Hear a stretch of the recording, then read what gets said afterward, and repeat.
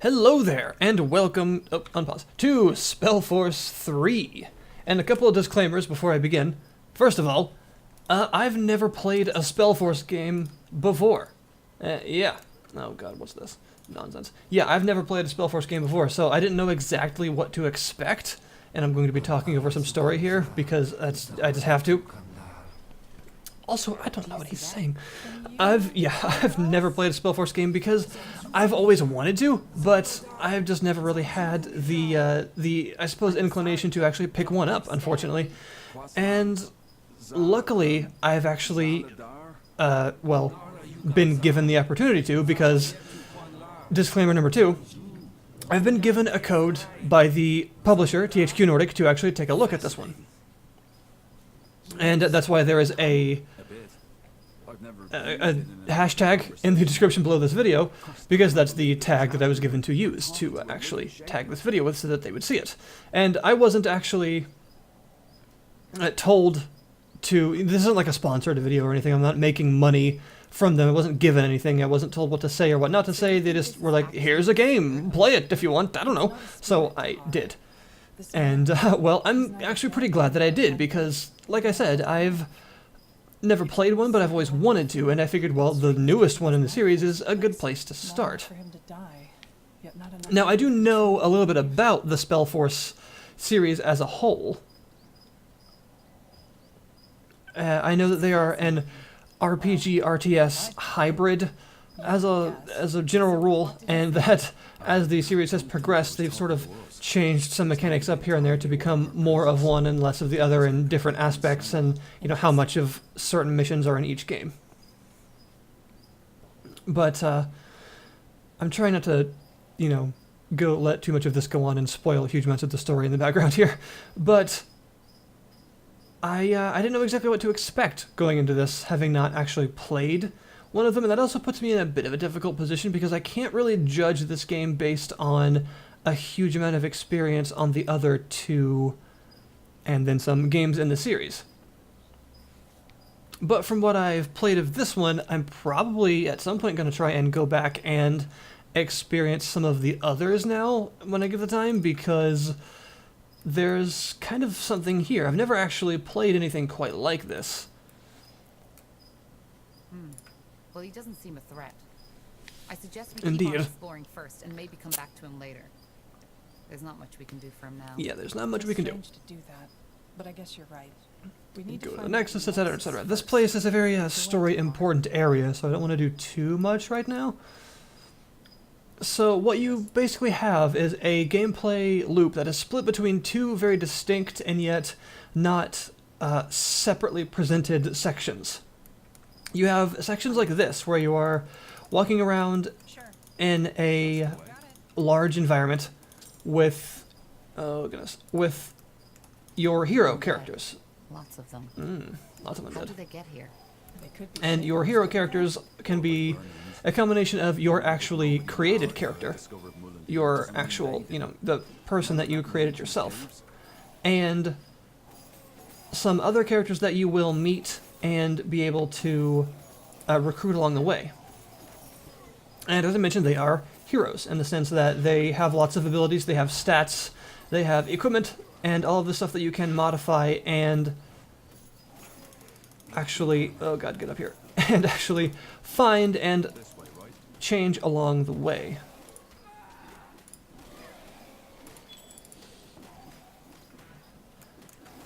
And essentially, the gist of these sections is, if I was to, you know, kind of try and come up with some other games that a couple of these bits actually remind me of, these sections remind me the most of something like a very light form of Baldur's Gate, or something like that, a sort of CRPG, but again, CRPG light.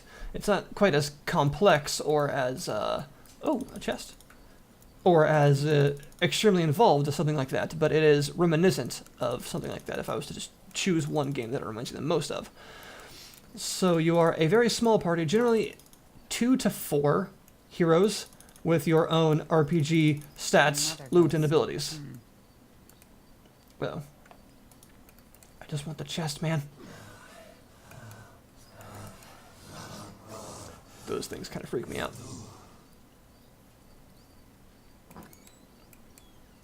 And you're moving along. Ooh. Some pretty large areas. And as you saw there, getting some loot. And yes, you do have a very fully featured RPG-esque loot section here. Ooh, that actually might be finally an upgrade. This is actually something that I was going to complain about later on in the video when I got to the sections of things that I wasn't necessarily so keen on. I might as well do it now. One of the things that I was going to mention is that depending on the class of the character, sometimes you get a lot of loot for yourself very quickly, and sometimes it takes a very long time before you get loot that is an actual upgrade. So this particular character, my main character... How long have you been doing this? Doing what? Digging up bones, dusting off trinkets? I honestly always thought archaeology My was main just character here has hard actually not gotten a staff upgrade Well, it is, in a way. since the very beginning of the game, whereas some of the other characters I've had have actually gotten 2 or 3 upgrades in weapons in that time. So it seems like it's very dependent on the class, whether or not the loot you get is actually all that interesting. Because there's some really cool stuff you can get that has some really interesting secondary effects and some very cool looks to it. But sometimes, depending on what class you are, whether you're like a mage or a sort of melee-focused sword and board tanky character, sometimes the stuff you get may not actually... You're getting just a ton of stuff you can't use, or you'll be getting a ton of stuff that is actually really good. Because, of course, part of the draw of an RPG is you'll be getting stuff that fairly regularly, stuff that is an upgrade for your character, and you'll be getting stronger and stronger over time. I'm going to use that. That looks pretty cool. But it seems like there's only... It's kind of lopsided, if that makes sense. The loot seems sort of lopsided, whereas... you know, for some characters, the loot is a fairly constant stream, a fairly regular occurrence of getting stuff that is quite good for you.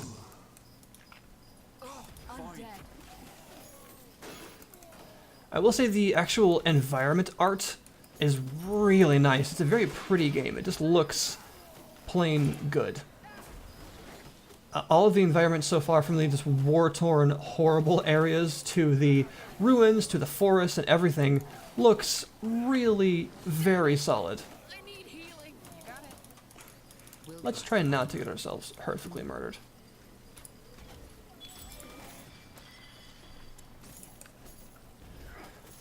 And also all of the spell effects look quite nice as well when they go off. From like summoning effects like that to the large fireballs and things to, you know, necromancy and all the nastier effects, they all look very pretty. But definitely the thing that really caught me off with this game is all of the environments. I mean, even simple things like the way this little puddle here looks with the ruin bits in it and the grass around it and the reflections, it's really pretty. Everything about this game so far, very nice looking. And it seems to run quite well, but more on that later. So exploring through this area, Understood. we'll find maybe a place to go. Oh yeah, place to go through here. You can manipulate the camera, by the way. Rotation and panning and all that, so you don't have to worry about that. I'm just kind of keeping it fairly close right now. Oh wait, we missed some loot. Can't be doing that. That is illegal.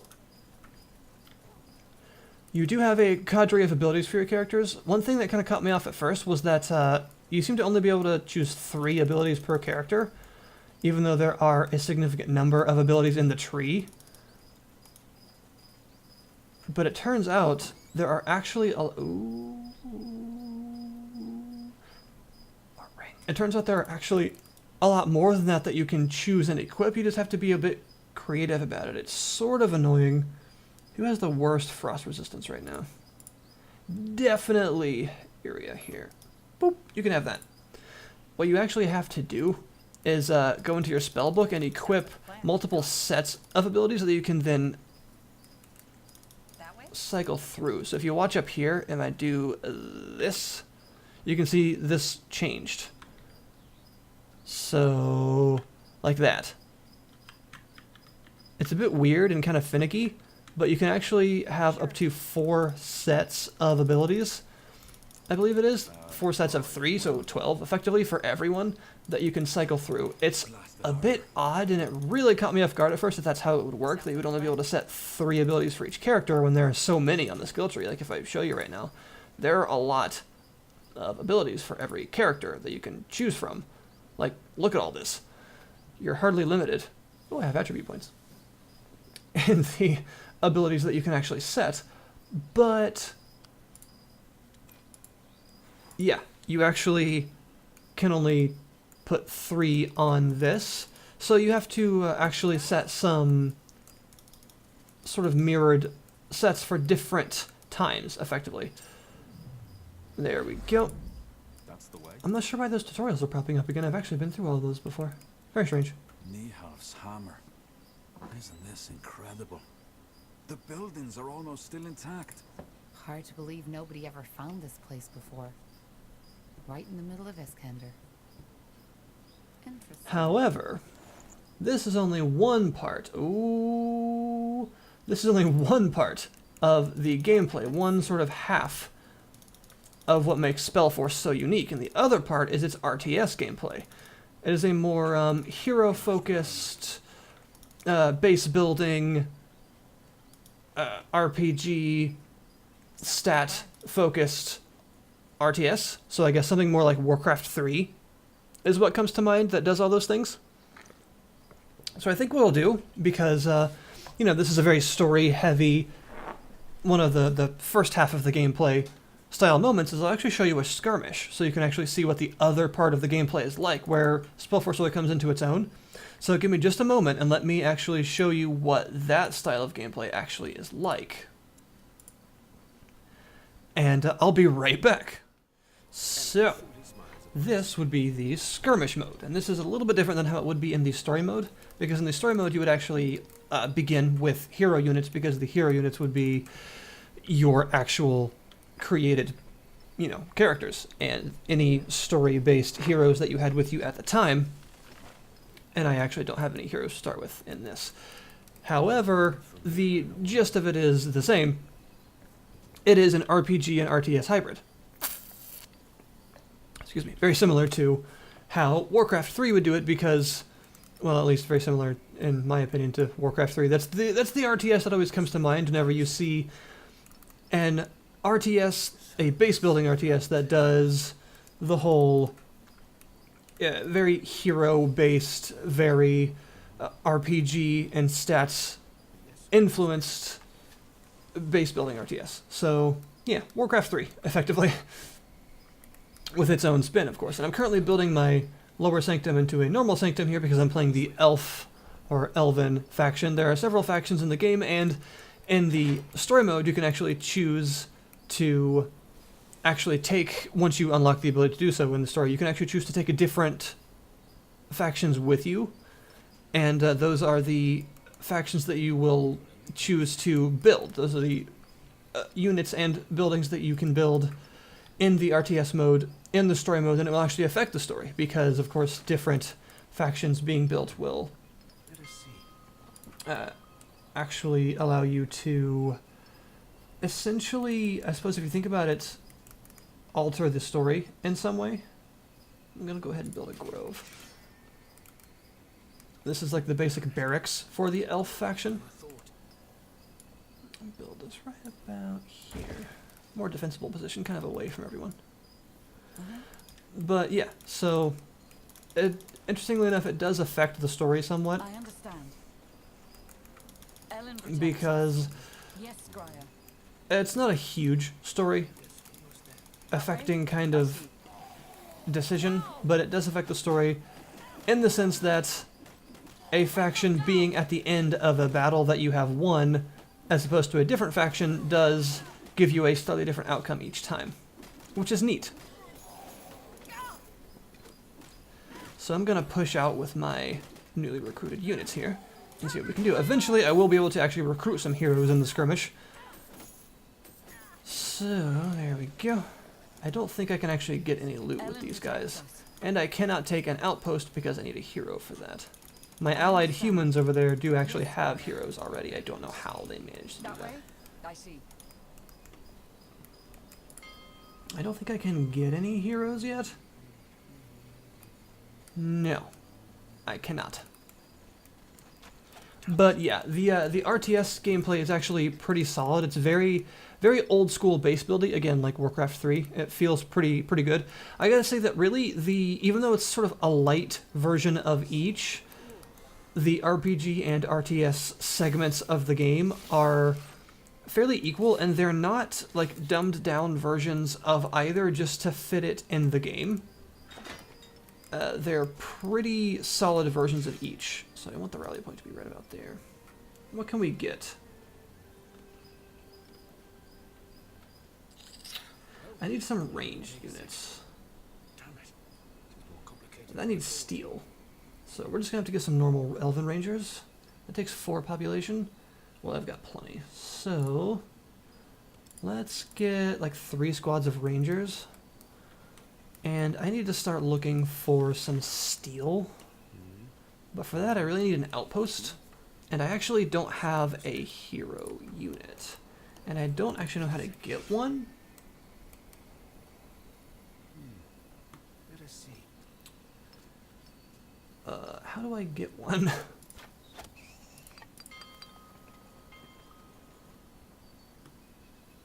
Potentially I need the High Sanctum. That's gonna take forever.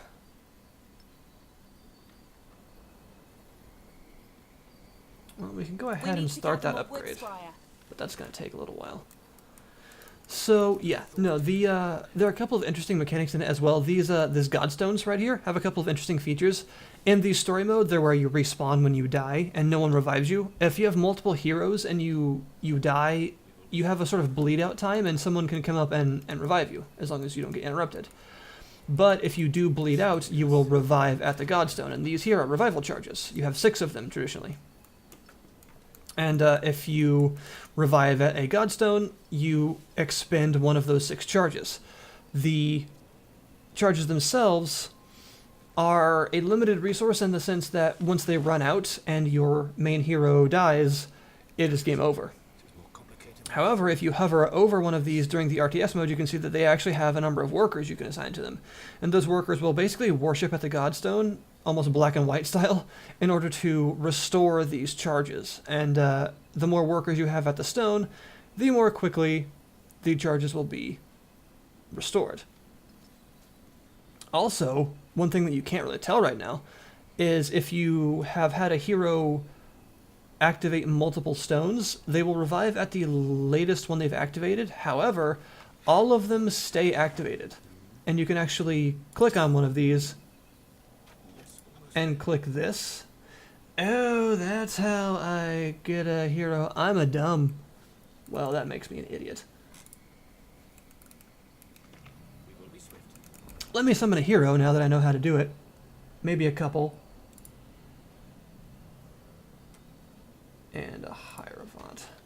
And you can use this button right here, which is a teleport, which opens it up like a giant godly Stargate and allows you to connect to any 2 of the Godstones that you have currently activated.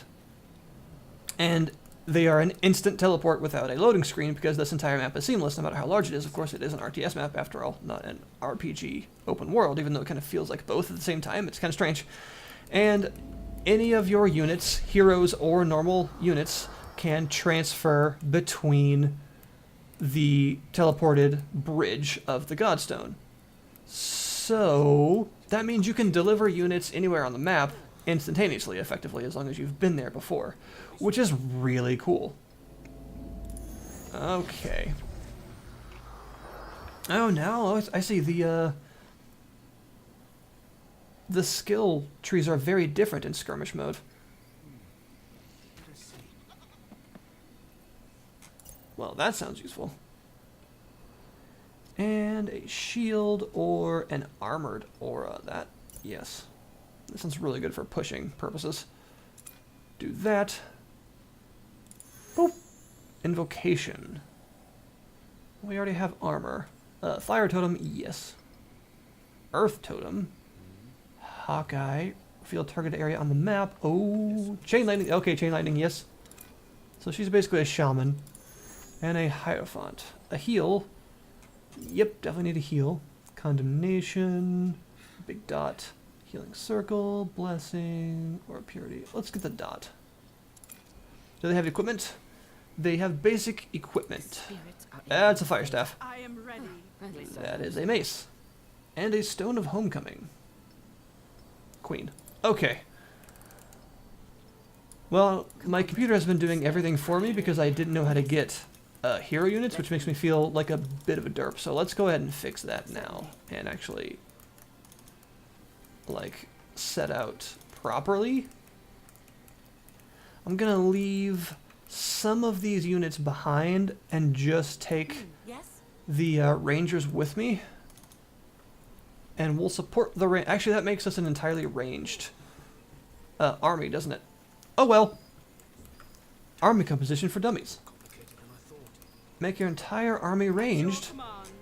That way no one can reach you. Right? Yeah. Good. And while we're doing that, back here, we should also be building some actual ranged backup. Our granaries are almost empty. We need more food. We need more food, you say? Well, how about we get a fishery going? Oh, those don't count as things you can build a fishery on. Well, isn't that good? How about another hunting cabin, then?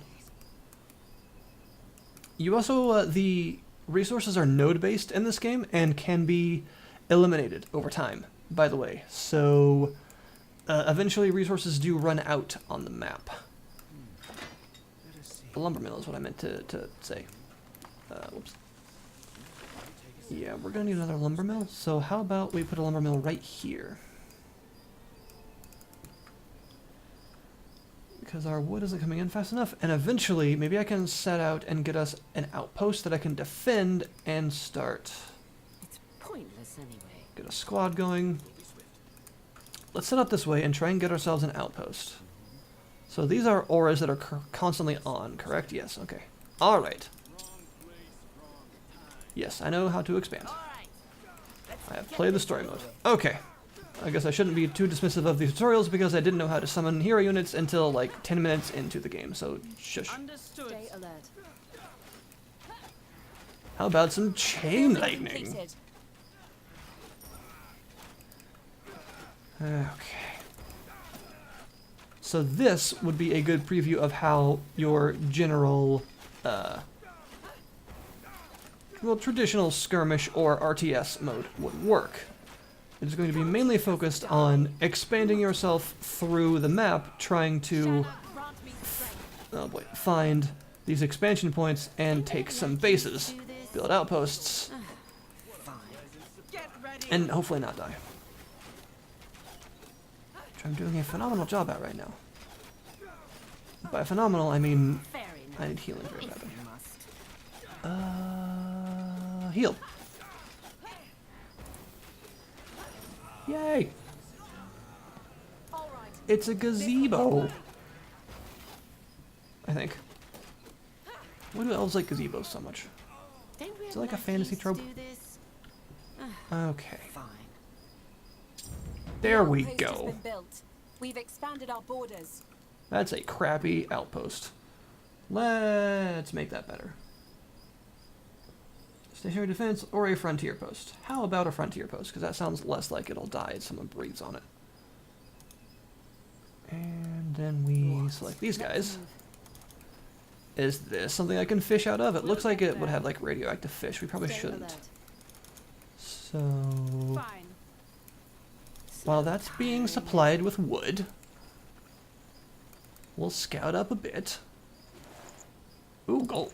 There are Warcraft 3 style merchants around the place where you can buy and sell some gear and other bits and bobs to help yourself hopefully survive longer. And we got some potions. And your supplies come on adorable little horse-drawn carts. It is also very satisfying to actually find a Godstone further in the map and actually reinforce a far in Building completed. a far in outpost with a large like wave of units that the enemy wasn't expecting with just a big teleport in, like your Protoss or something. It's actually kind of cool. So we needed some more food.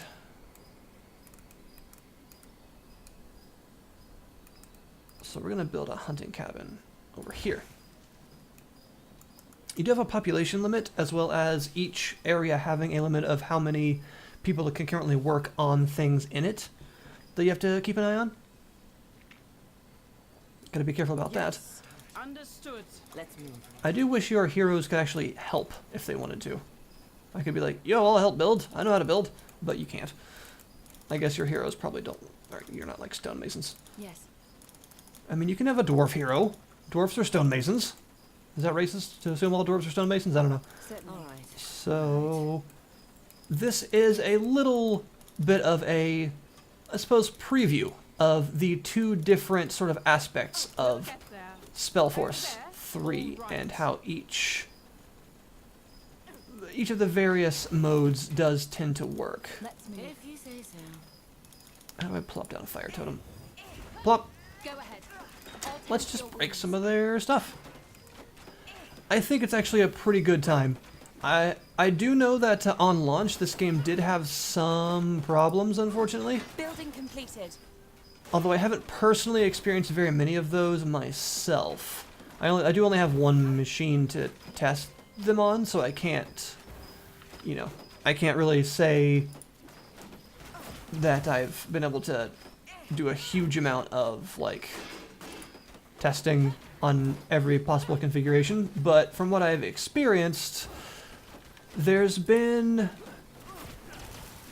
some issues here and there. Most of the issues I've had have been AI pathfinding problems, and a lot of those were in very large squads, with not all of them taking the proper orders that I gave them, which is sort of unfortunate. And other than that, performance and crashing issues and things like that haven't really been an issue. I don't think I can kill this building with just this many people. This is sort of absurd. I'm gonna leave. Stay alert. But yeah, the actual RTS element of the game does work just fine, and is actually pretty enjoyable when it comes to a base building RTS being a proper version of what you would hope one would be. Can I actually get... No, I still need to find steel. I'm going to have to push out and find some steel. But anyway, yeah. This has been, I hope, a fairly not too possibly incompetent look at SpellForce 3 and what it offers in its two sort of modes. As far as the spread between how these two modes actually work in the story, you get about 65% running around in the light Baldur's Gate-esque exclusively with your heroes kind of mode, and about 35% transitioning to the RTS mode. And the RTS mode also goes into itself very cleanly, if that makes sense. You will be in a map just chilling with your heroes and main character, and then suddenly it will switch to you, for story reasons, being in the RTS mode, ready to face an army. And it actually does it very cleanly, very smoothly, very impressively so, I think, because you'll actually have to suddenly face like an orcish army or something like that, and the parts of the map that you would have explored with just your heroes are still explored. Any enemies that you will have killed are still gone. So like if there was an outpost that was around those enemies, you'll actually be able to go and just take it without any resistance, because the heroes of the army is like still dead. It's kind of cool actually how cleanly it actually transfers. So yeah, I think it's worth your time if you're into either gameplay style, really, because it does them both well enough to be interesting. It is $50 on Steam, and if you want to go check it out, I would recommend giving it a look. Thanks again, of course, to THQ Nordic for actually allowing me to take a look at this, and for kind of introducing me to what SpellForce is, and allowing me to being able to, you know, finally understand, since I'd never seen them before up close, you could say. Chain lightning. And I'm gonna keep playing it because I've never really seen a game like the SpellForce games now that I'm able to really show them to myself up close. Also, Outposts. It's a good place for an outpost. Maybe not while there's still like a giant fiery corpse over there, but whatever. Spontaneous gazebo. The So, outpost has been built. if you're interested, We've go take a expanded look. our If you want to borders. see more, let me know. And hopefully this was, like I said, not too incompetent, because I'm kind of bad at RTS, even though they've always interested me. I used to play Command & Conquer all the time as a kid. And thank you very much for watching. Oh, God help. I'll see you guys next time.